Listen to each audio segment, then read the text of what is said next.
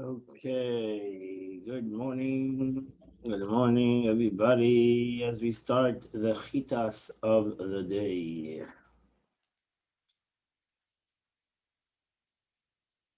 we're going to start the chitas of the day.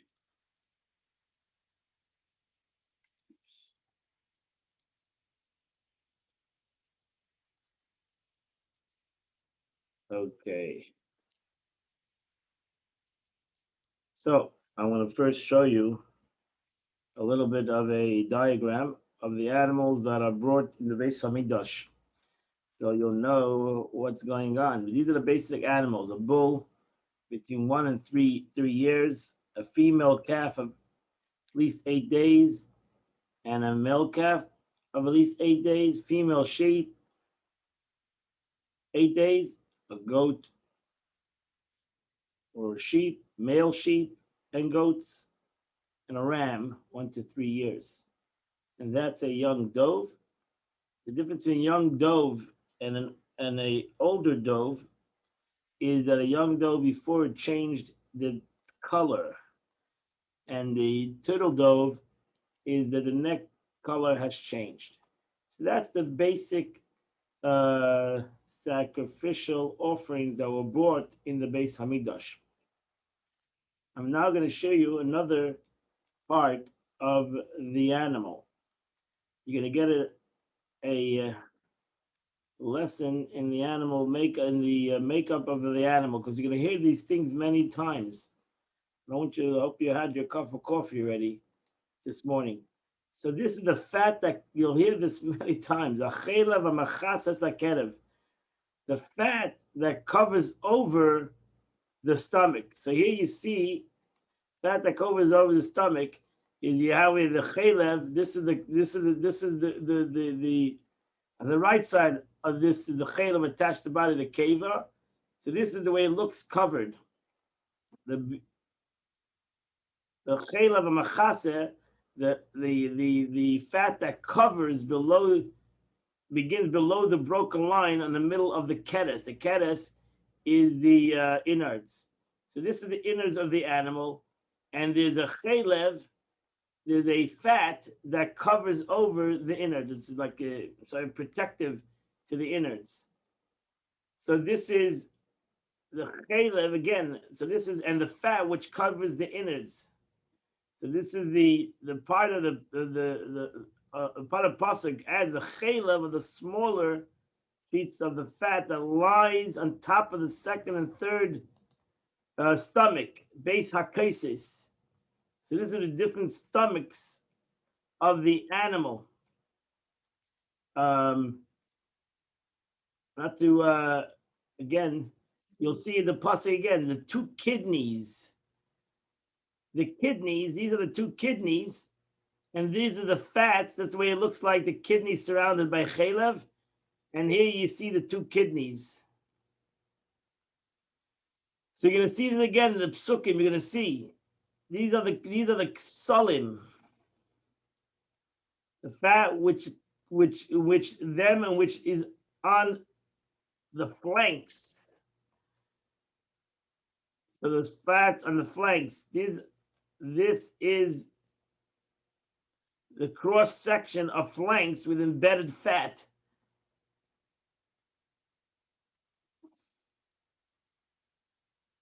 He said, yeah, you see this? This is seres ala kovid. He shall remove the additional part of the liver, and in addition to the kidneys. So this is the stomach fat, the liver, the chest, and this is the separates the chest. This is the diaphragm that separates the chest from the abdomen. I'm sorry. So this is where you'll see the Torah. You're gonna see this many times. So Rashi holds that Yeseris is the diaphragm.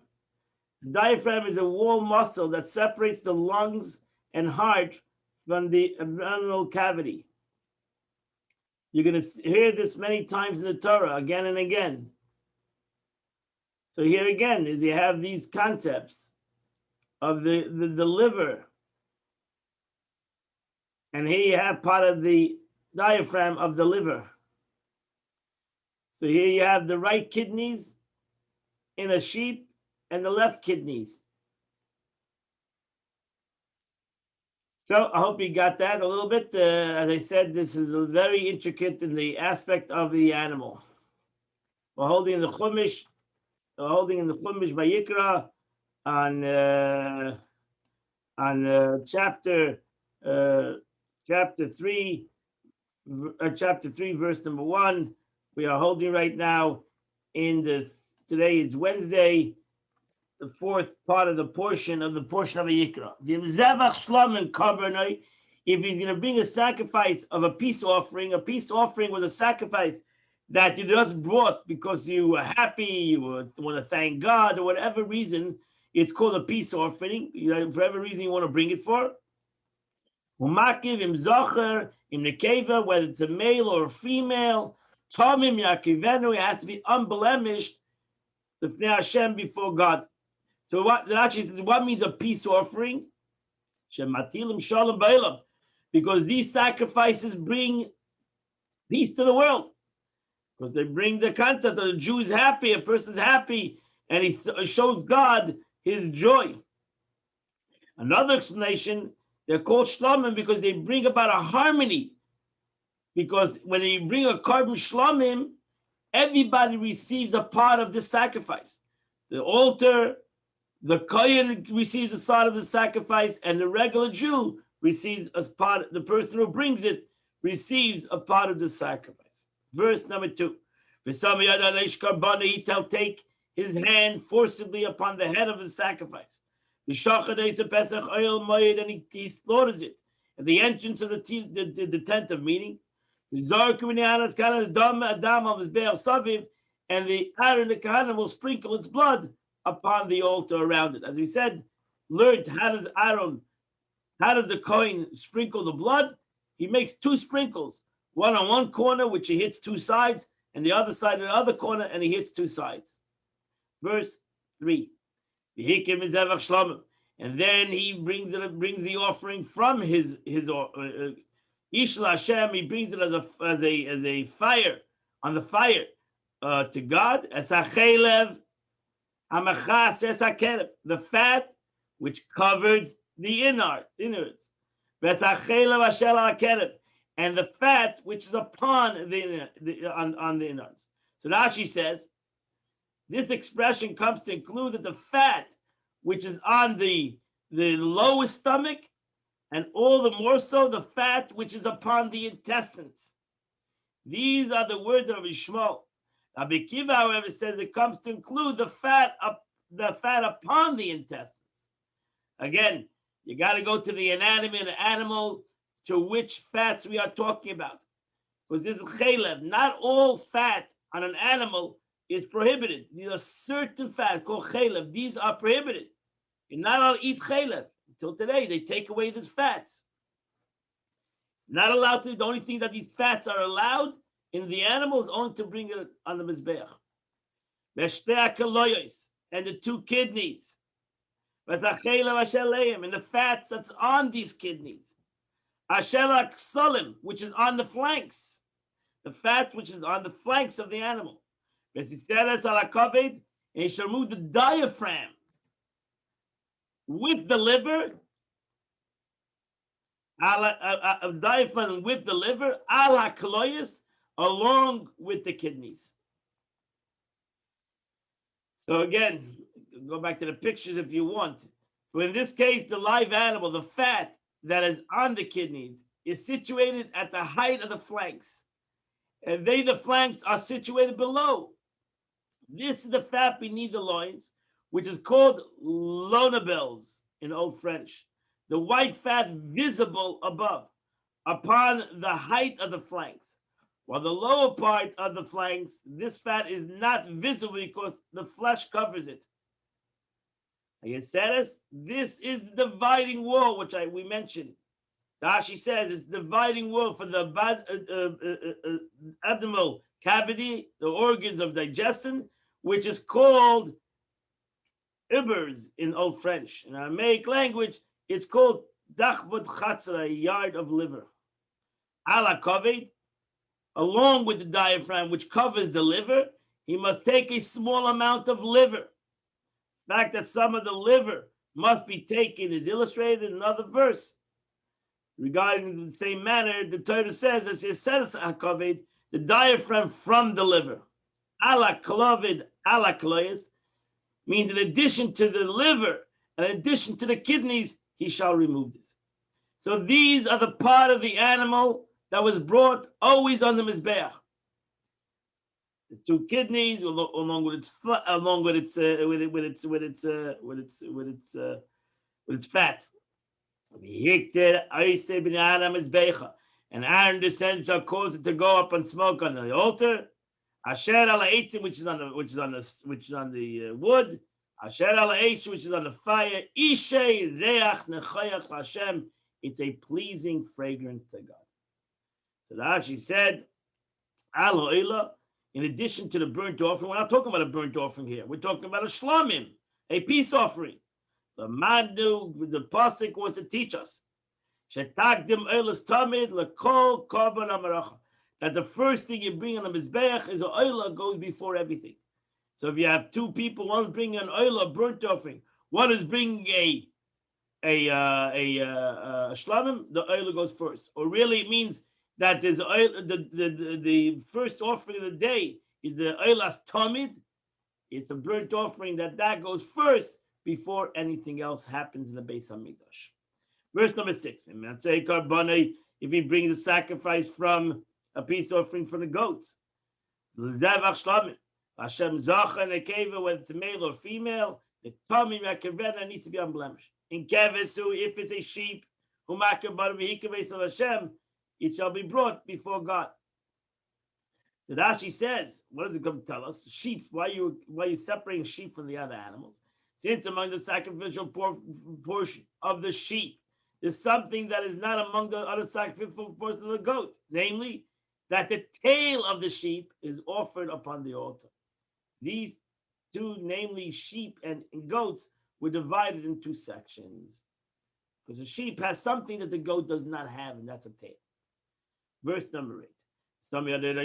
He puts his hand upon the head of the sacrifice, and he sacrifices, slaughters an intent of meeting, and he sprinkled the blood around the altar. Again, so Rashi says, 2 applications of blood were required, which were counted as 4. The kohen must dash the blood by means of a vessel. He does not apply the blood with a finger, except in the case of a sin offering. So in the regular case, he sprinkles it in the corner. And when you sprinkle on the corner, you get 2 sides automatically. So it was 1 sprinkle got 2 sides, another sprinkle got 2 sides. So that's we have 2 accomplished 4. 2 shots got 4 sides. Verse number 9. And he brings his peace offering. Chelboi, the offering is the choicest part of the complete tail, because the sheep has a tail. That was the aliyah, tamima, le'uma se'etza, which he shall remove the opposite of the kidneys. Yatzidena, v'sachelav hazakerev, again, he takes to the fat covering the innards, v'skol ha'chelav shalakerev, all the fat which covers the innards. The Rashi says, the choicest part is usually its fat. Here it means its choicest part is that the complete tail and the connection of the tail, which has the fattest parts of the animal. And he brought it as a sacrifice to God. So Rashi's lechem is a concept of a meaning is food. In general, not only bread is called lechem. So we find this, the concept of lechem doesn't only mean bread, because over here the Torah does not mean bread. Torah means actually the fat of the animal. It's called lechem. Verse number 12. If he brings a goat, he brings it before God. For some again, he puts his hand upon the head of the goat, and he sacrifices it before the oil moed. And the kohen dashes the blood upon the altar. Verse number 14. He brings this offering of a fire offering to God. As a chaylev again, he brings the fat that covers the innards. As a kerev, as a chaylev, the fat that which is on the innards. Verse number 15. The 2 kidneys, the fat which is upon the 2 kidneys. Which is over the flanks. See, it said it's ala kaved, ala klois. He removes the diaphragm with the liver, along with the kidneys. He shall remove. Verse number 16. And the kohen brings all these stuff on the mizbeach. Lechem, it's a food. Ishay, lereach nechoyach, it's a pleasant fragrance. Kol chaylev lashem. Chaylev. Again, we're talking about certain fats, because all meat has fats. Certain fats have to be brought on the mizbeach. You're not allowed to eat these fats.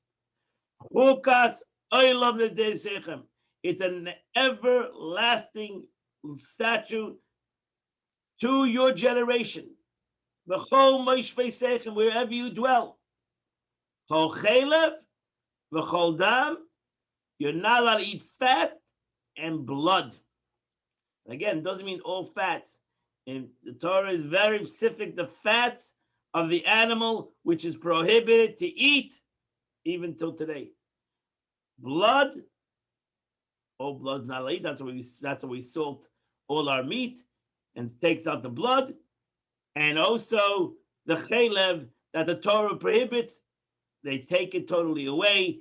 Today it's not brought on the sacrifice. Today it's thrown away. So to the blood is thrown away. Chukas Elam. This entire verse explained very clearly in Teres Kayanim. That ends the Chumash of the day. And we go to the Tanya of the day, the 11th, 4th of Nisan, Wednesday, the 4th of Nisan. And we are holding in the middle of chapter 38.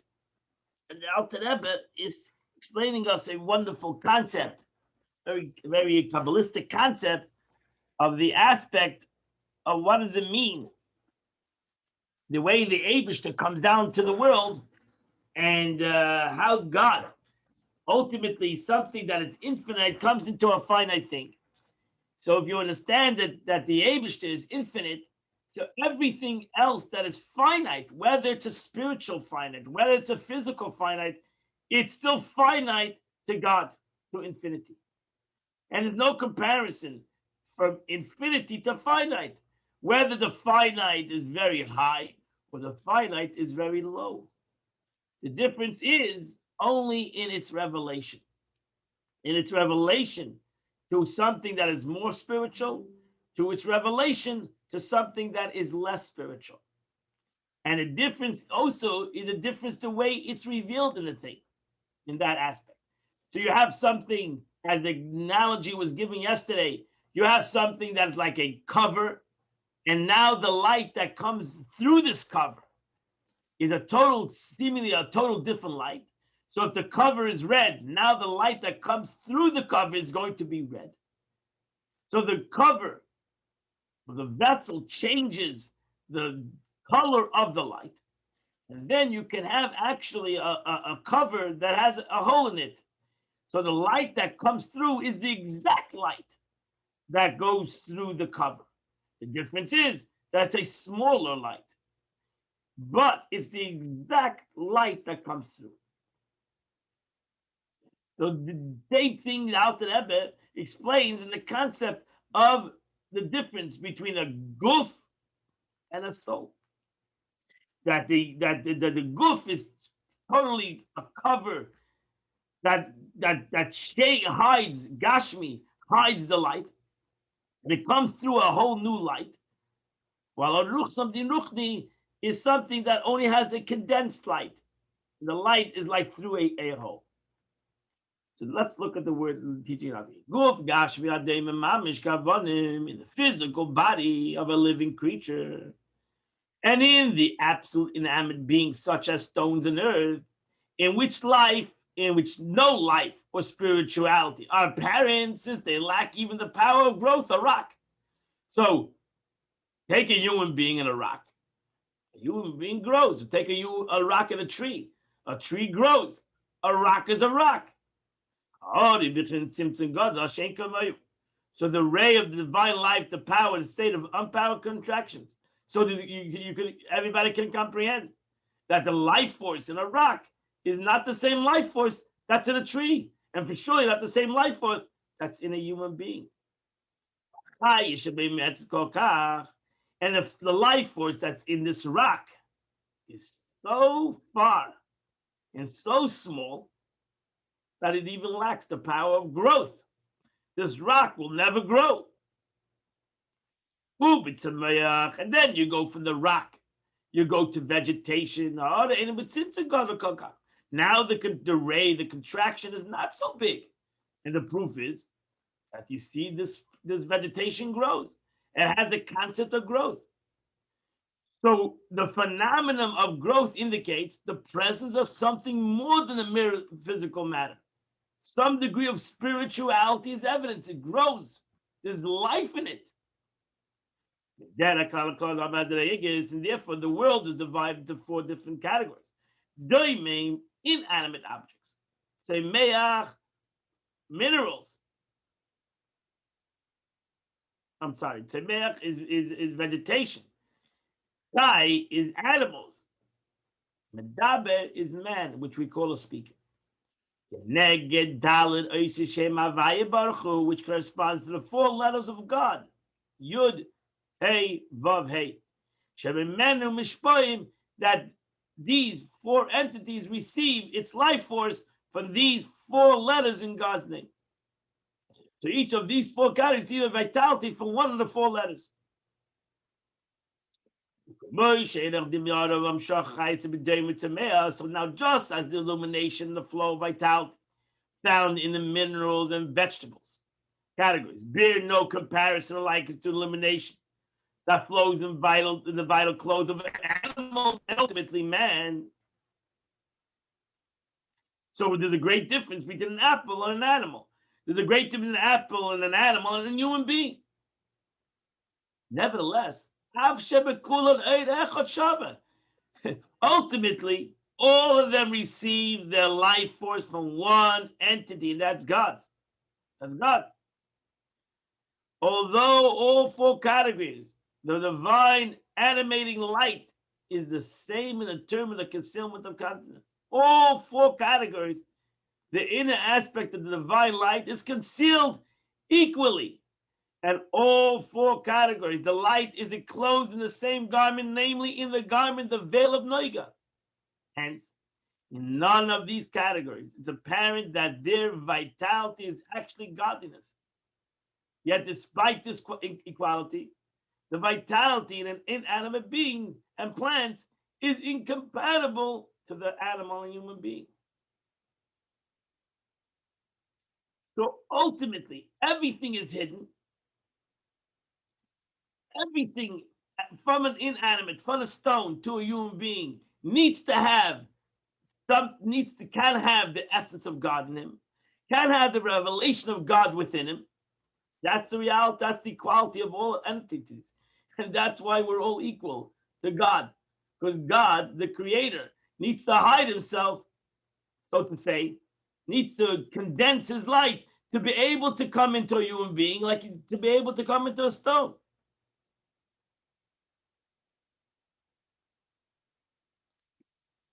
So, and ultimately, we're going to know, we fully comprehend that there is a difference between a human being and a stone.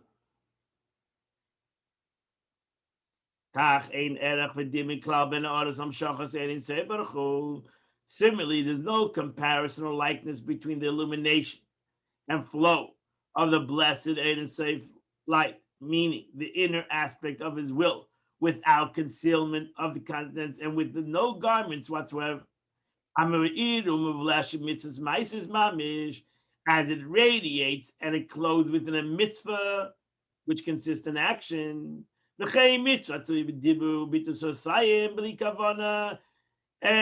whether the actual action or mitzvah performed through speech and verbal articulation, which is regarded as actual action, as mentioned above, when performed without kavanah. The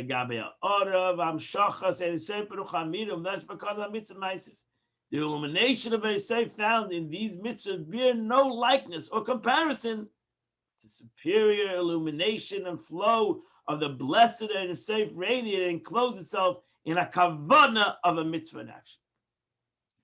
So you could say the difference between a rock and a human being is a mitzvah that has kavanah and a mitzvah that doesn't have kavanah. If you do a mitzvah without kavanah, you're still a rock. It's still a created concept. You brought down God into it like into a rock. And when you do mitzvah kavanah, now you're like something that is alive. You have changed it. It's still not the essence of HaKadosh Baruch Hu, but it's no comparison between a rock and a human being. There's no comparison between doing a mitzvah with kavanah and a mitzvah without kavanah. That's the expression. Guf b'lei neshama. So the expression is, a mitzvah without kavanah is like a guf without a neshama. What's a guf without a neshama? A guf without a neshama is like a rock. A guf without a neshama doesn't have any growth, has no life. The guf, the body, turns into a rock. Actually, the expression in Torah, from earth you come, to earth you will surely turn. That means, what is the meaning is that really the human body, the body itself, is like earth. It's like an inanimate object.